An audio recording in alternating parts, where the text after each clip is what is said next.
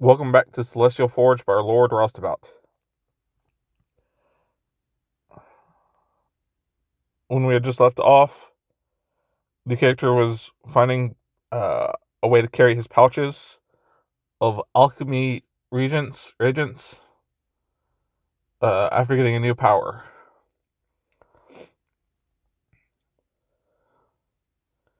My design ability proved to be at least partially active in the area of selecting items for my costume. There was a limited amount it could do if I wasn't making the equipment myself, but it did help me arrange the belts, holsters, and pouches in a way that looked planned and professional, rather than slapdash. The fact that I was rushing out my costume during the same shopping trip was the real burden. I had honestly anticipated staying in the workshop for another couple of weeks, but that was because I assumed my early powers would be design and construction based that would need a serious amount of build up time. I didn't imagine I would get immediate defensive powers and a serious array of offense and utility formulas so early. If I'm being completely honest, I didn't expect to get powers like this at all. I was browsing through a thrift store when I felt my passenger's excitement as another constellation swung close. My power latched onto one of the smaller moats and secured a connection. The constellation was vehicles, and the moat was called Black Thumb. It was a mechanic-based power, mostly the ability to provided me with the full skills of an expert mechanic. Entire lifetime of experience at my fingertips. Not just the abstract or theoretical stuff I'd seen in class, but real world diagnose the problem by the sound of the cylinders. Master level mechanic work. The ability also allowed me to upgrade vehicles in a lot of crazy ways without adversely affecting performance in the slightest, and meant I could repair and tune up engines even as I was operating them. Because powers were crazy like that. It was insane, but that seemed to be the standard for cape powers. It was also useless to me at this point. Even with master level skill I had, it would take days to get a vehicle together. Less for something like a motorcycle, but that mechanical expertise didn't come with any improved operational skills. I'd be lucky to avoid killing myself if I got on a motorbike. Wait, I had enhanced durability, so I might be fine, providing the effect also stopped my brain from splattering against the inside of my skull during my first collision.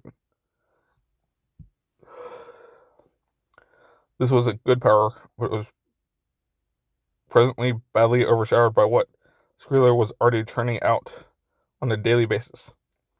I could guarantee my vehicles would look a lot better than the ones she built. That was a very low bar. Give me resources and time, and I might be able to pull something together that looked like it belonged in the same league as Armmaster's bike. It would be nowhere near the level of efficiency. On the other hand, I might be able to make some money on the side doing off the book car repairs. This ability seemed designed to keep engines operating in horrible conditions with almost no resources. I bet I could patch up most car problems with minimal parts and even less time. The application would actually turn the fact that this was mundane crafting to an advantage. I was capable of good work, but aside from a few eccentric upgrades, it was all standard stuff any competent mechanic would be able to do. I should be able to pull off the whole guy who knows about cars thing, and there was that to get some part-time work. But that was something for later.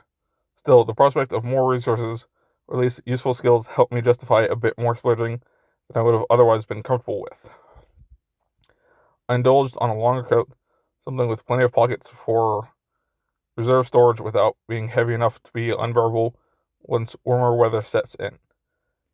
I needed some kind of head covering and was determined not to start with a hoodie as my only concealment. Hats and helmets could work, but they got expensive, and I'd already made a major expenditure with my coat. Instead, I picked up a couple of large bandanas that would do the job. Only that kind of thing would look worse than a hoodie, but I trusted my design ability to pull it together. The shopping trip was also made easier by my mobile storage. being able to duck into an alley or side hall, throw all my purchases into the entry room of my workshop made the entire process mostly painless. It would also allow me to access all of my alchemy supplies no matter what happened, which was another relief. By mid-afternoon, I had accomplished as much as I was likely to without either spending myself into debt or ending up on a series of government watch lists. I headed back to my apartment to prepare for my first night out as a cape. And that seems like a good place to stop for right now. So thank you for listening, if anyone's even been listening.